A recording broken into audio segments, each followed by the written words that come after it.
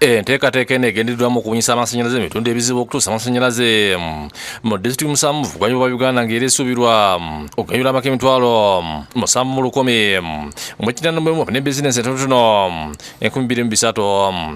Pulojekiti eno etuumiddwa Oluyomini Hydropower Project evujjirwa gavumenti ya Budaaki n'ensimbi obukadde bwa euro 13 mu emitwalo 10 nga bwebombi 50 mu obukadde 200 za Uganda kugatta n'ensimbi okuva mu gavumenti ya Uganda. Kampuni ey'okuvujjirira enteekateeka okubunyisa amasanyalaze ya Uganda Energy Create Capitalization Company eri mu mitambo gy'enteekateeka eno ey'okuzimba amabiriro mwenda amatonotono nga Royi Nyamutale Baguma Senkulu waayo wannyonnyola. On completion, we expect to deliver 71,081 household connections, giving access to about 376,729 people. Mbako omukyala w'emitoma Juliet Ashaba Bashisha ategeeza nti amasanyalaze kizibu ky'amaanyi emitoma nga magombola 2 gamaze emyaka 5 n'ebikondo by'amasanyalaze ebisimbiddwa naye nga amasanyalaze tegatuuka.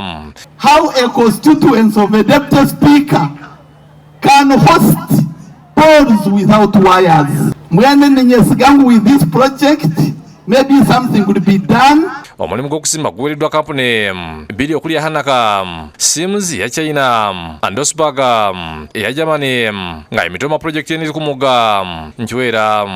Irene Batebo omutesitesi omukulu minisitule y'amasanyalaze asabye kampuni zino okuwaba n'enzaalwa emirimu n'okugula emmere yaabwe n'ebirala. We saw their beautiful gardens of matoke, of tea, etc. Maximize and use local produce as much as you can. Amiko mbaka wa Budaaki mu Uganda Just Vanetro nga yakiikirira gavumenti ya Budaaki mu kutongoza pulojekiti eno aweze ku lwa Budaaki okwongera okuwagira enteekateeka nga zino. We remain committed to continue working with Uganda to attract more investment in this sector. Omukolo gw'okutongoza gwetabiddwako baminisita basatu okuva minisitule y'amasanyalaze n'obugagga obw'ensibo okuli Fiona Nyamutolo, Okasayo Poroti nga bakulembeddwa minisita w'amasanyalaze Dr. Ruth Nankabirwa Sentamo. Bano bakatiza obukulu bwa pulojekiti eno.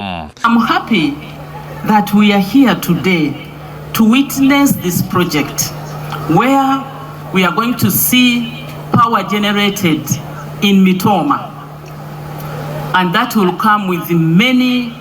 I was delighted when challenges were announced here that you have energy which only twitches.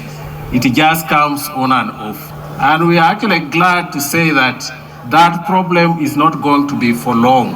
And emphasis is being put on seeing that we attract developers. Bw'abadde atongoza obulimu gw'okuzimba omumyuka wa Sipiika Thomas Tayibwa aweze okulwana okukejjenya okulaba ng'ensimbi obu 502 ezasaliddwa ku nteekateeka ya gavumenti y'okubunyisa amasanyalaze mu byaleyaaleya mwagabye ensimbi $2,600 ziddawo pulojekiti eno ereme kufa. In the budget framework paper which we've just processed, it has been reduced to 3 billion. We are going to fight hard to ensure that at least you get minimum of what you have been having. Tayibwa agamba nti amasanyalaze amatono ennyo era agavaako enteekateeka galemisizza nnyo enkulaakulana mu bitundu bya Greater Bushenyi ate esuubirwa ne pulojekiti eno esuubirwa okuva amasanyalaze agaweza megawati 6.7. That's for a few minutes and then it goes. We would want it to be a permanent visitor. If you can help indeed like you promised. Aba UCCC balaze pulojekiti eno begenda okuteekebwa mu nkola awatali kukosa butonde bwansi. Fred Kajobe yakusakidde guli ku Bukedde TV.